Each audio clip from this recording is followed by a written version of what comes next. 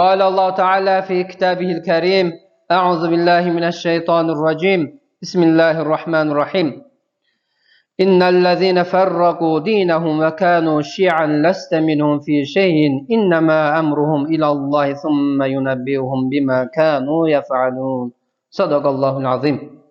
Möhtərəm möminlər, mövzumuza daxil olmadan öncə bunu qeyd edək ki, bəzən cəmiyyətdə məzhəbə bağlı olmaqla məzhəbçilik eyni məfhum kimi anlaşılır. Lakin bir məzhəbə bağlı olmaq, ibadətlərini hər hansı bir məzhəbə uyğun şəkildə həyata keçirməklə məzhəbçi olmaq bir-birindən tamamilə fərqli mövzulardır.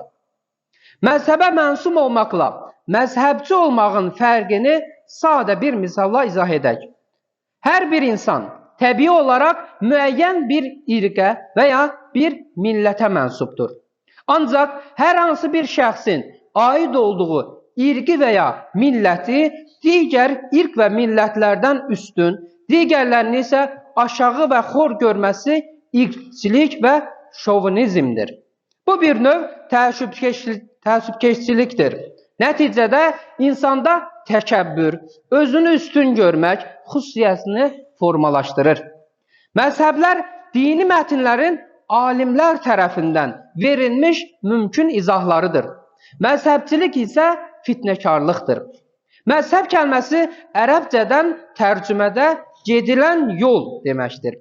Fiqhi baxımdan isə məzhəb dini mətnlərdən alimlərin hökm çıxarma üsulları və çıxardıqları hökmlərdir. Hər bir sıravi müsəlmanın fiqhi məsələlərdə bir məzhəb imamına bağlanması və fiqhi ondan öyrənməsi normal və təbii bir haldır. Belə ki, bir neçə ayədə əgər bilmirsinizsə zikr əhlindən, biləndən soruşun. Nəhl surəsi 43, Ənbiya surəsi 7-ci ayət buyurulmuşdur. Ancaq tabi olduğu məzhəbi həqiqətə aparan tək yol olaraq görmək, o məzhəb və düşüncə xaricində olan hər şeyin xətalı və qüsurlu olduğunu düşünmək məzhəbçilikdir. Əziz müsəlmanlar, dini ifratçılığın bir tərəfi təkfirçilikdirsə, digər tərəfi də məzhəbçilikdir. Bəzən məzhəbçilər başqalarını açıq şəkildə təkfir etməsələr belə, digərlərinə qarşı münasibət və davranışlarında bunu təzahür etdirirlər. Məzhəbçilərin İslama və müsəlmanlara vurduqları ziyan təkfirçilərdən heç də az deyildir. Məzhəbçiliyi qısaca belə tərif edə bilərik.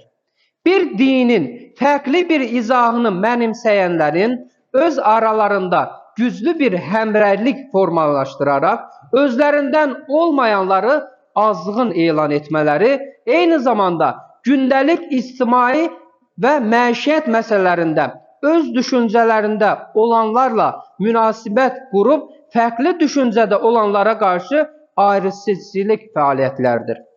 Təkfirçilik məsələsində olduğu kimi, məzhəbçilik düşüncəsi də müsəlmanlar arasında kin, nifrət, düşmənçilik toxumları əkir və müsəlmanların parçalanmasına səbəb olur. Uca Allah Quran-ı Kərimdə buyurur, dinlərini parçalayıb firqə-firqə olanlarla sənin heç bir əlaqən yoxdur. Onların işi Allaha aiddir. Sonra Allah onlara etdikləri əməllər barəsində xəbər verəcəkdir. Ən'am surəsi 159-cu ayət. Ayədə ifadə olunduğuna əsasən, dinlərini parça-parça edənlərin məzhəbçilər olduğunu deyə bilərik. Çünki məzhəbçi öz məzhəbini din yerinə qoyaraq sadəcə öz düşüncəsində məzhəbində olanları din qardaşı olaraq görür. Digər məzhəblərlə arasında olan ixtilaf, zülm və əziyyətə səbəb olur. Onlar bəsit fiqhi məsələlərdə belə sadəcə özlərinin haqq olduqlarını iddia edərək digərlərini dindən çıxmaqla ittiham edir. Müsəlmanların birlik və bərabərliyini parçalayırlar. Məzhəbçilər təkcə öz firqələrinin nicat tapmış firqə olduğunu zənn edir. İbadətlərini onlardan fərqli şəkildə yerinə yetirən, dini məsələləri onlardan fərqli anlayan müsəlmanların hamısının cəhənnəmlik olduğunu iddia edirlər. Məzhəbçi şəxsdə ümmət düşüncəsi yoxdur. Onun bütün səyi öz məzhəbini və ya firqəsini gücləndirməkdir. Məzhəbçi başqa məzhəb mənsublarına sanki başqa dindəndirmiş kimi baxar. Bütün maddi mənəvi gücünü məzhəbinə insan qazanmaq məqsədi ilə sərf edər. Məzhəbçi elm adamları da bütün ömürlərini müsəlmanlara mübarizə aparmaqla keçirər. Özünün sahib olduğu fikrin doğru, digər bütün görüşlərin isə yanlış olduğunu sübut etmək üçün dəridən qabıqdan çıxar. Dəlillər axtarar. Dindarların qəlbinə şübhələr salar. Bu zaman özündən fərqli bir şey söyləmiş böyük alimlərə qarşı həddini aşmaqdan da çəkinməz. Ətrafdakı avam insanlara öz görüşlərinin və dəlillərinin ən üstün tərcih olunan fikir olduğunu təlqin edər. Beləcə, aqressiv, fərqli izah tərzini qəbul edən müsəlmanları xor görən radikal məzhəbçilər yetişdirərlər. Həqiqəti isə bu əməlləri ilə İslamı baltaladığını, müsəlmanlar arasında fitnə saldığını düşünməzlər. Məzhəbçinin yeganə amalı ətrafındakı özü kimi düşünən insanların sayını artırmaq, öz kiçik dünyasını saxta qələbələr qazanmaqdır.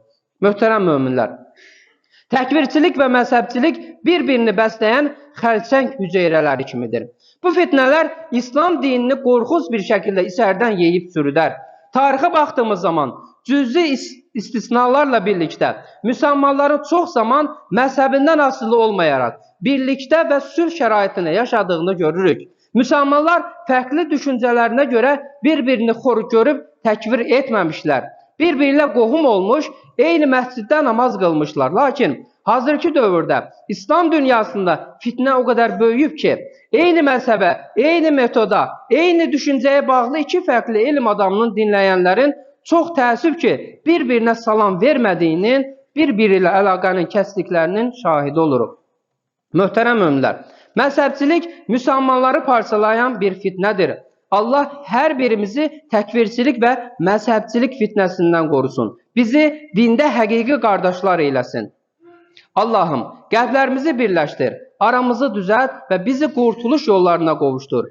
Bizi qaranlıqlardan aydınlığa çıxart. Bizi aşkar və gizli böyük günahlardan uzaqlaşdır.